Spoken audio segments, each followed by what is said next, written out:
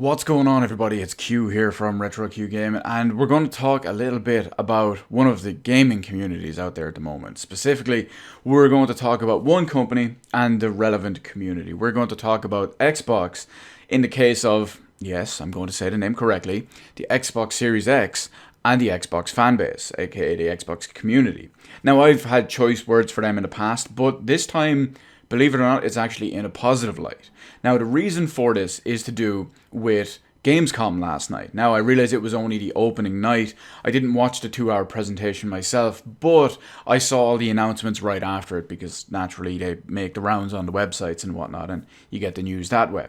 But so far, the key important things to note is that the guys in the Xbox community, both the Xbox gaming media as well as large-scale fanboys, if you will, and even just no-name fanboys and all too, well, they were all expecting something. Now, they weren't expecting something, well, potentially, they weren't expecting something big, they weren't expecting maybe something in the middle, they were just expecting something. And with what they got a few months ago, well, over the course of the last few months with next-gen gameplay, as they called it, which wasn't really even running on the console, and then the absolute disaster that is Halo Infinite, and then a combination of things last night where basically all they got was a Game Pass advertisement.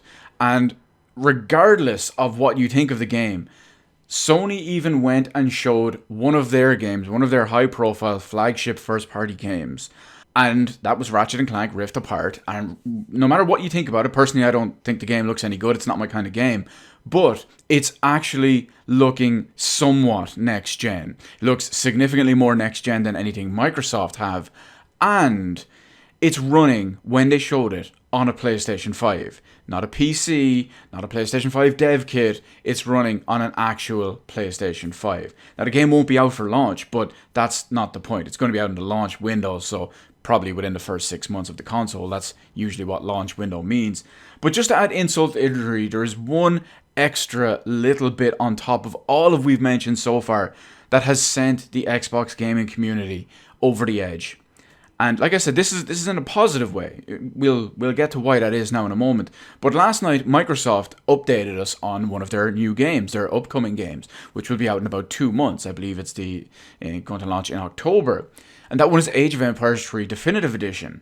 That's right, a Microsoft game, like many Microsoft games recently that have launched, that is not coming to Xbox yet. It may come down the line, but it's coming to PC first. Microsoft are treating their consoles, both their Xbox One and the upcoming Xbox, we'll just call it Series because there's probably going to be 2 consoles in there.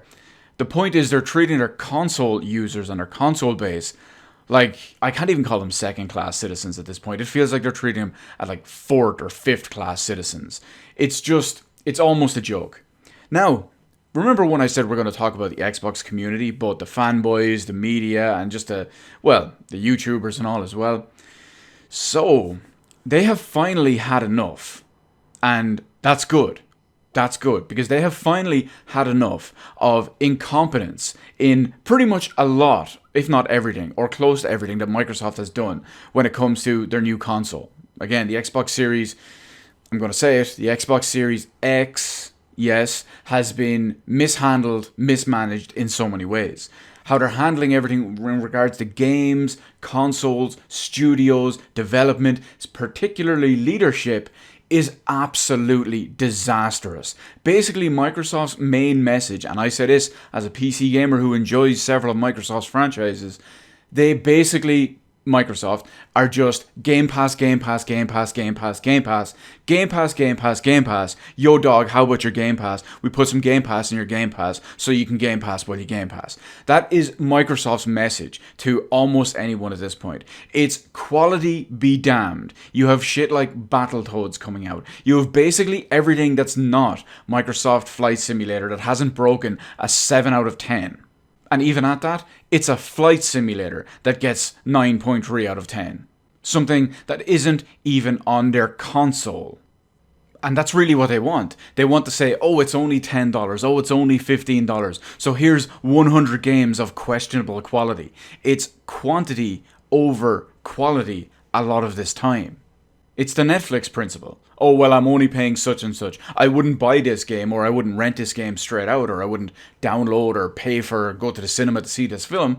But, well, because it's there and I'm already paying this price, and that's it. They're not focusing on the quality of what they're putting out and the quality of their games. They're just focusing on a service they can give you. That's the overall goal.